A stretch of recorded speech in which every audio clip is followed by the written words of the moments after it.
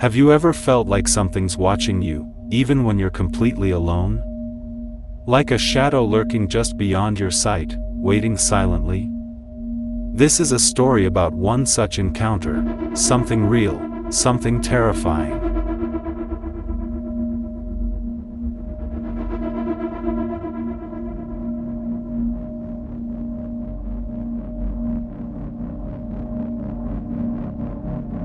Let's go back to the summer of 2018, deep in the dense forests of Oregon. Jake, an experienced camper and nature lover, decided to spend a weekend alone in the wilderness, far away from any signs of civilization. He wanted peace, quiet, and to reconnect with nature.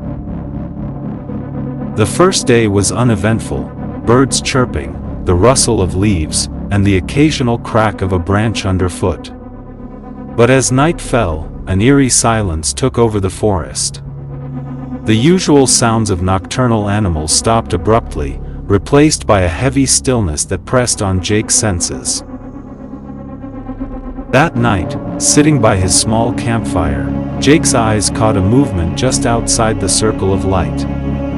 At first, he thought it was an animal, maybe a deer or a bear, but what he saw was something much more terrifying. A tall, humanoid figure stood motionless just beyond the firelight. It was impossibly tall, taller than any man he had ever seen, with limbs unnaturally long and thin, like branches swaying in the wind but rigid and unmoving. Its face was hidden in shadow, but Jake could feel its eyes piercing through the darkness. Frozen with fear, Jake reached for his flashlight, his hands shaking uncontrollably.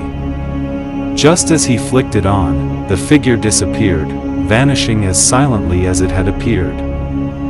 Jake tried to calm his racing heart, telling himself it must have been a trick of the light, a reflection, or a wild animal retreating. But then the sounds began, soft whispers coming from the trees, the crunch of dry leaves under heavy footsteps, and the unmistakable sensation of being watched. Throughout the night, Jake kept hearing the eerie rustling of the bushes nearby, whispers that seemed to call his name, and fleeting shadows dancing just beyond his vision. Every time he pointed his flashlight, nothing was there, but the feeling never left. When dawn finally broke, Jake packed up in a hurry, the weight of fear pressing on him like a physical force. He left the forest without looking back, vowing never to return. Since then, other campers have reported similar encounters, a towering figure lurking silently in the Oregon woods, watching but never approaching. This isn't just a campfire story. It really happened in the summer of 2018, in the depths of Oregon's forest, and the legend of the tall man still haunts those who dare to venture into those woods.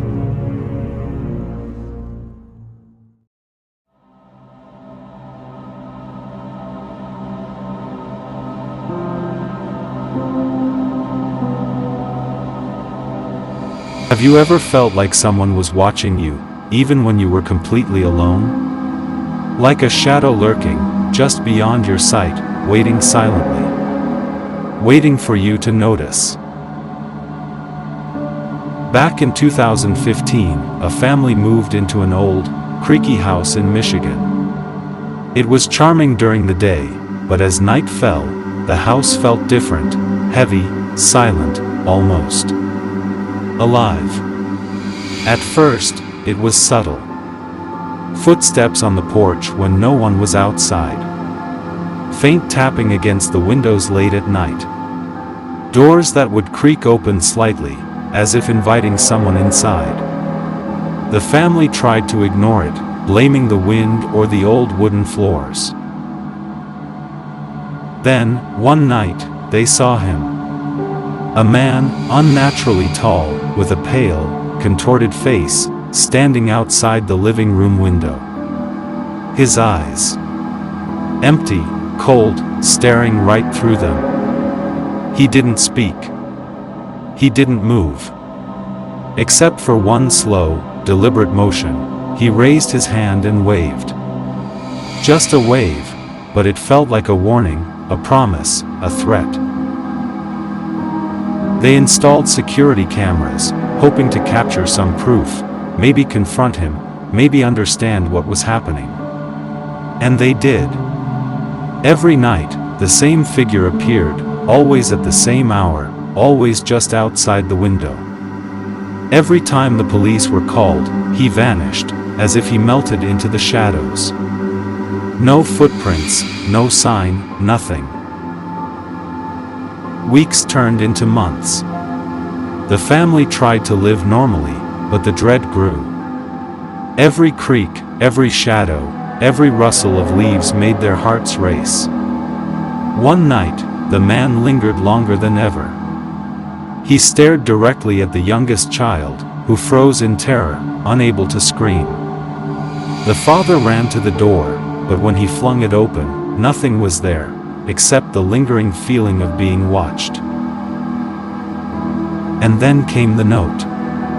A single slip of paper, jagged and trembling, left under the front door. "I'm still watching." No one knows who he was.